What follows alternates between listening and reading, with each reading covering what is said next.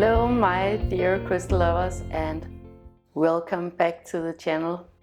If you are new around here, my name is AM and I am the founder of AVIUVI. AVIUVI.com is my web shop where you can find the most spectacular and ethically sourced crystals from all over the world, and I have a great one to show you today. But first off, I'm gonna talk a little bit about the autumn equinox, because we are turning a leaf here, we are going into autumn, and at my house we always make sure to mark the transitions from the equinoxes and also the solstices. So we have been preparing for the autumn equinox for a few days now, and I mean, it's not like it's one date. We always make sure to do something special on that date, but it is more of a transition period from summer to autumn. So that's what I'm going to tell you a little bit about today, what I've been up to, what I've been doing in preparation for the autumn equinox. The reason why we celebrate the equinoxes and the solstices here in my home is because we really do believe in the genius of nature, the natural clockwork that is on this planet, when we have the shortest days of the years, the longest days of the year, and we have the equinoxes where the day and night are equally long. Yeah, it's a little bit harder for me to explain it in English than it is in Danish, so I hope that made sense. In any case, the solstices and the equinoxes have been something that has been present in the lives of people in these regions for years and years and years, and it's actually just recent with the recent calendar and with Christianity coming into Denmark that things have changed and some of these days have been hijacked.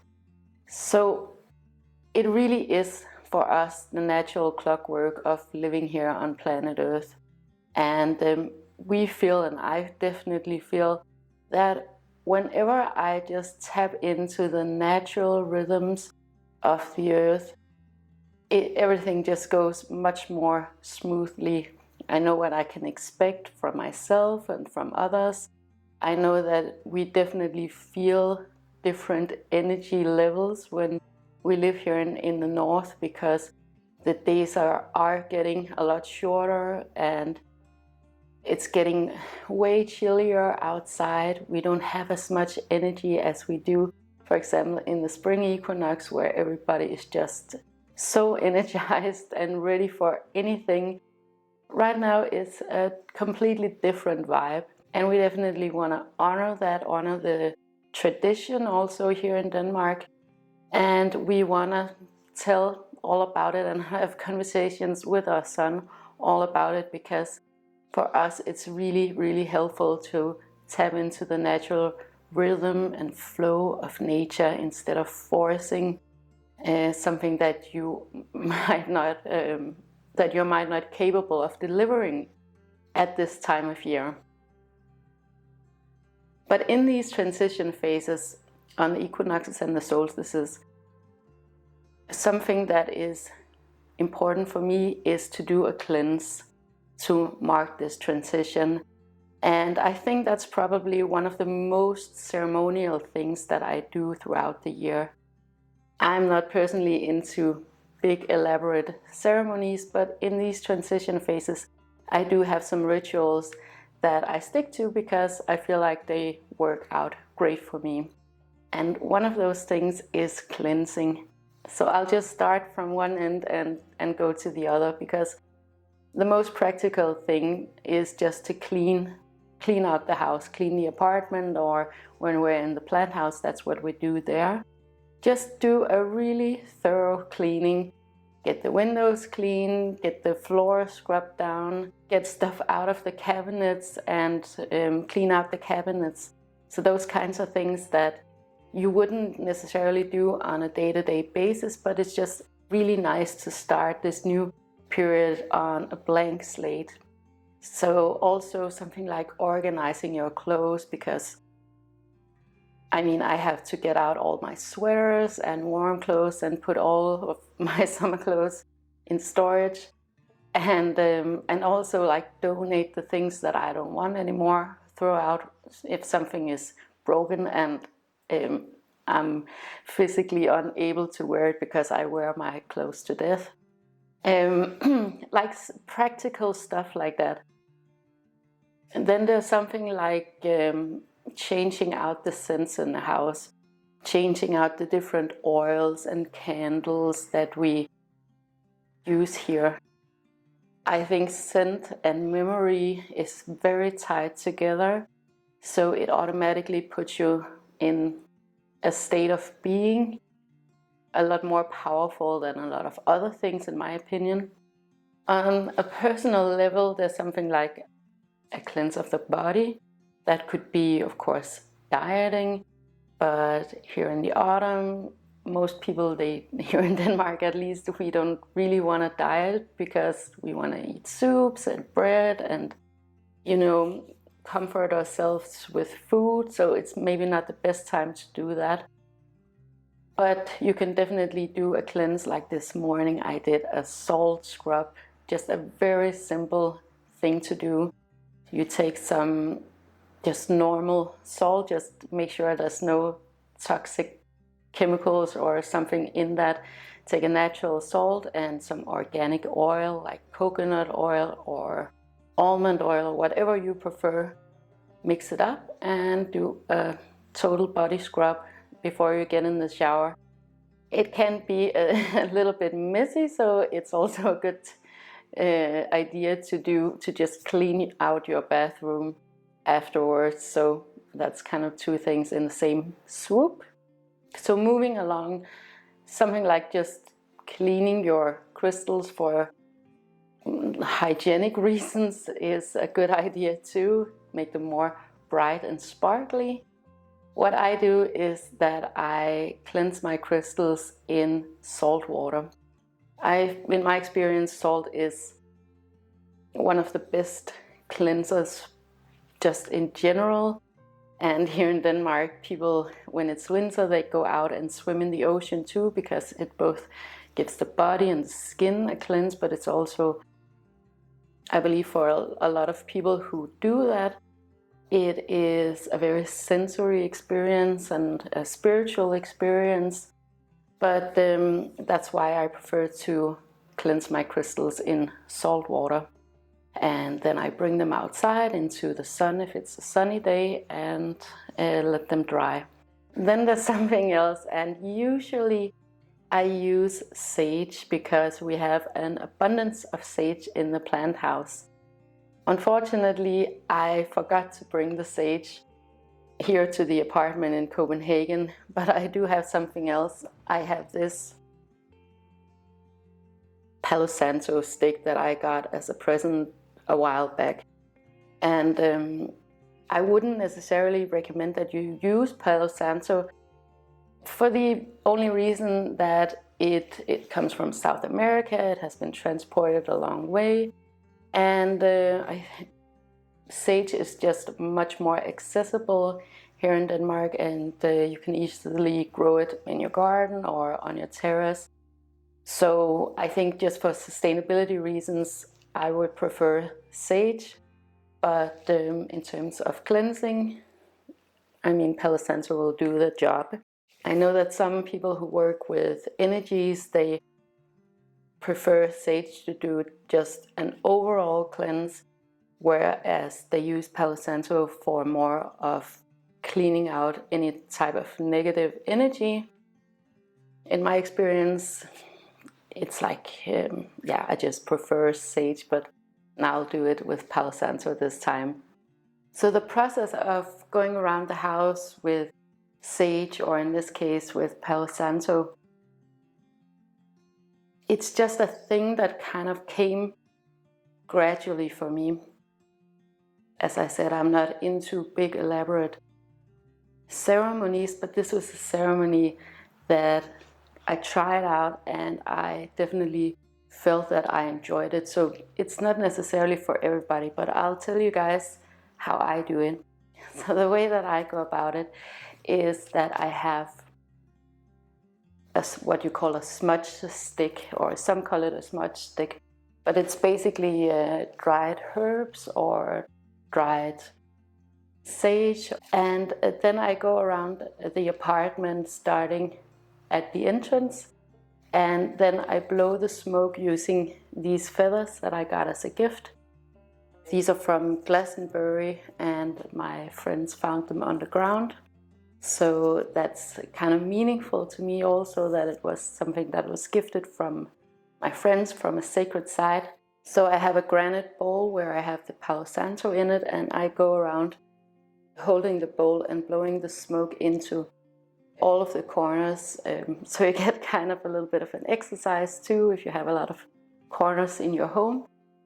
But I also feel like it's very much a mindful practice for me.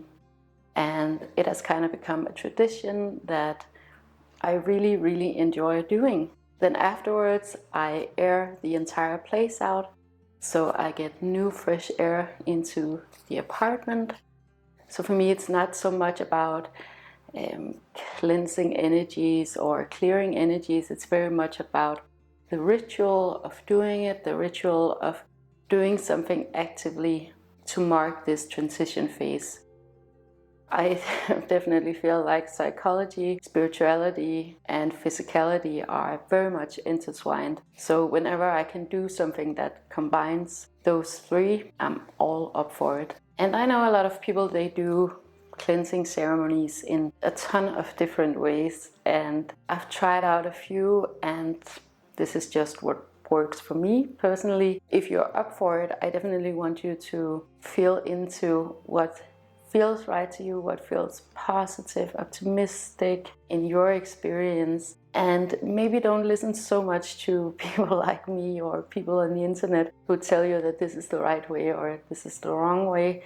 Just do whatever comes natural to you.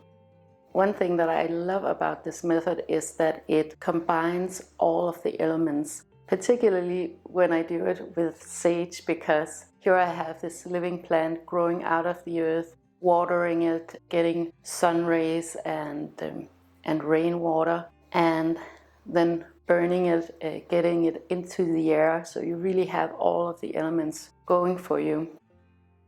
But another thing, and one that is completely free, very easy, is to commune with nature.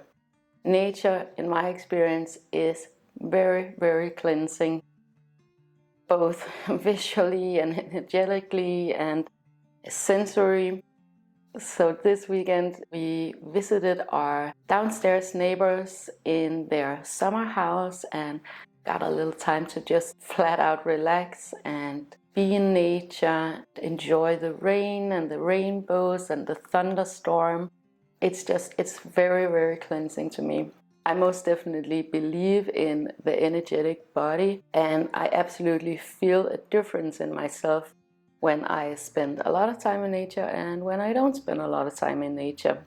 But that's something that I'm just very much aware of here in the autumn months and in the winter months, because we get so little sunshine up here in the north, so we really have to make the most of it. And that's something that we're going to do a lot of in these coming 6 months, where everything gets darker and darker, and I love that. I also love about living here in Denmark that you can really feel the seasons, you can really experience this clockwork that I'm talking about, that you change also energetically and as a human being, and you get a lot of different physical needs too. One of the things that I also make a big effort about is to bring natural things into our home that reflect the outside. And I feel like that makes a lot more sense to me. I was one of those people who had palm trees and cactuses and all kinds of different house plants in my home, but I've found throughout the years that if it reflects the outside a little bit more, it just it makes me more easy. It makes things more easy. It brings me to ease. I think that's how you say it. It feels a lot more effortless to me. And also, I actually prefer when I get local plants that are foraged myself. I feel like there's a big ceremony to that too, that you collect and you gather, and that it's not something that I bought in a store. And I think you can do that in most places. Like, we live in the middle of Copenhagen, but you don't have to go too far out to go and forage. And another thing that we have here in our house is, of course, crystals. And we place them very strategically in order to make the most of them, in order to support the energy and the atmosphere, and also to reflect back to us what our intentions are with this space.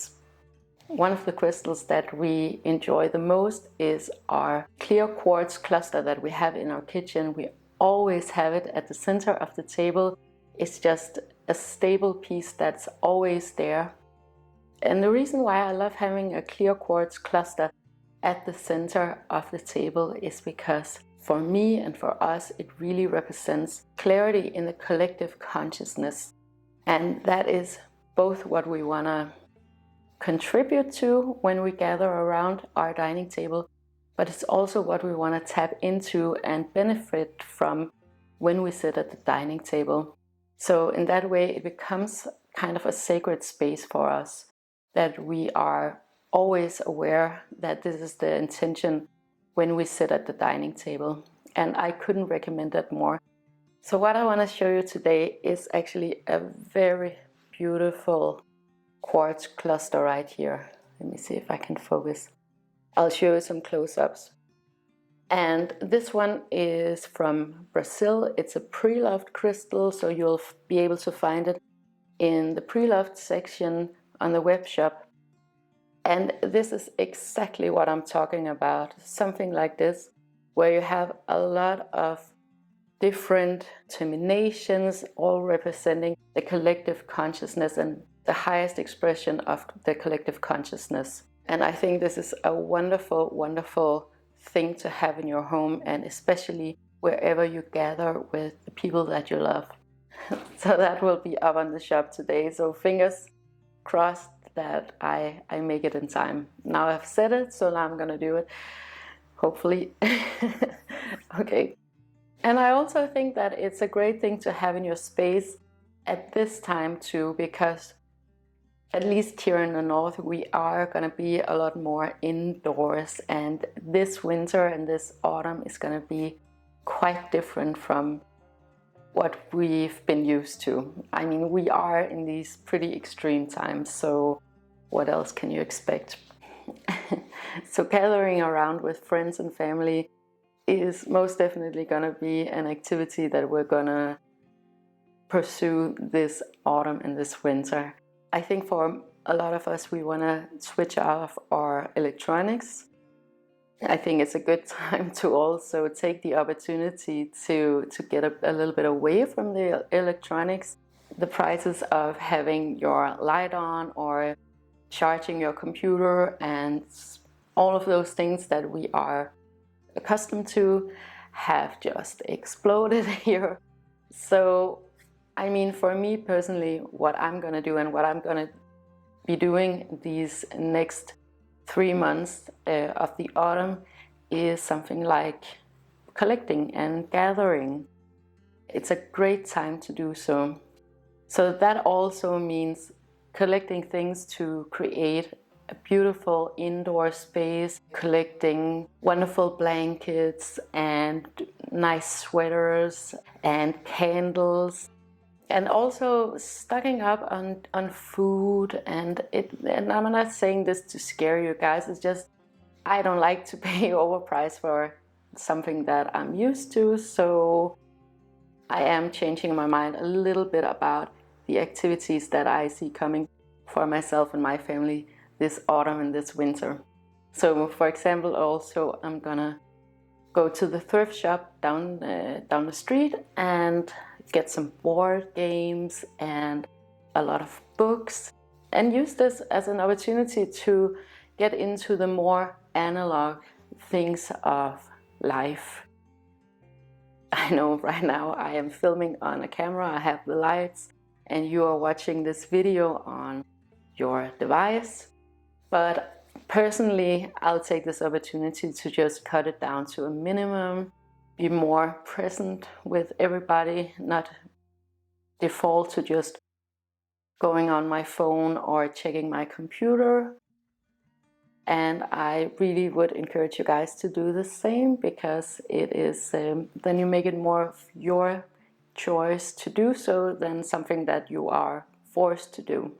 Naturally, autumn is a great time to gather, to collect, to get all of your cabinets filled with your favorite foods and drinks and everything you need to cozy up.